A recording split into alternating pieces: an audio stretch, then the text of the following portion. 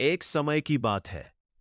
एक छोटे से गांव में सोहन नाम का एक आदमी रहता था। सोहन का छोटा सा घर था और वो मंडी में सामान ले जाकर अपना गुजारा करता था। उसके पास एक गधा था जिसका नाम बल्लू था। बल्लू बहुत ही सीधा, शांत और मेहनती गधा था। लेकिन एक समस्या थी, बल्लू बहुत कमजोर था। वो ज्यादा ताकतवर नहीं था, फिर भी रोज अपने मालिक का सारा सामान ढोता था। हर सुबह सूरज निकलने से पहले सोहन उठ जाता। वो अपने घर के बाहर खड़े बल्लू को रस्सी से पकड़ता और उसकी पीठ पर बोरे लादना शुरू कर देता। कभी गेहूं के बोरे, कभी सब्जियों की टोकरी, तो कभी मिट्टी के बर्तन। बल्लू चुपचाप खड़ा रहता और सब कुछ सहता रहता। एक दिन सोहन की पत्नी ने कहा, सुनो सोहन, बल्लू बहुत कमजोर है, उस पर इतना बोझ मत डालो। सोहन ने हंसकर जवाब दिया, अरे, गधा काम करने के लिए ही होता है। अगर काम नहीं करेगा तो फिर इसका क्या फायदा। बल्लू यह सब सुन रहा था। अगले दिन सुबह सोहन ने पहले से भी ज्यादा बोरे बल्लू की पीठ पर लाद दिए। बोरे इतने भारी थे कि बल्लू की टांगें कांपने लगी। रास्ता गांव से मंडी तक लगभग 5 किलोमीटर का था। रास्ते में कच्ची सड़क, धूल और तेज धूप होती थी। बल्लू धीरे धीरे चल रहा था।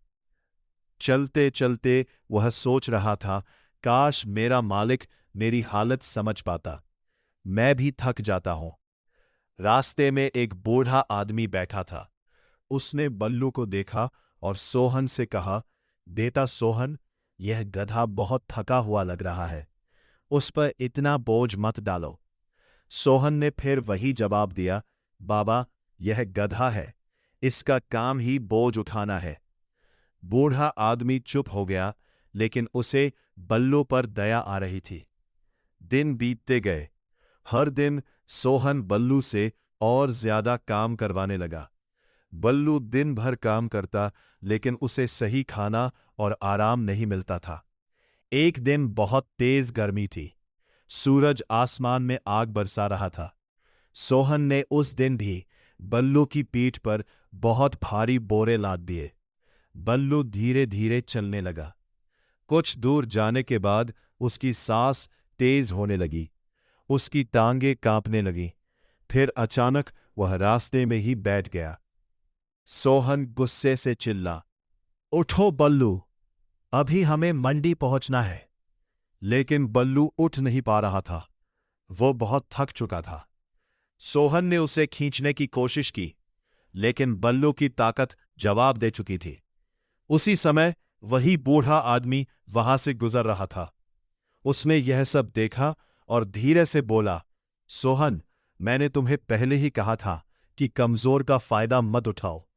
सोहन अब थोड़ा परेशान हो गया। उसने देखा कि बल्लू की आंखों में आंसू थे।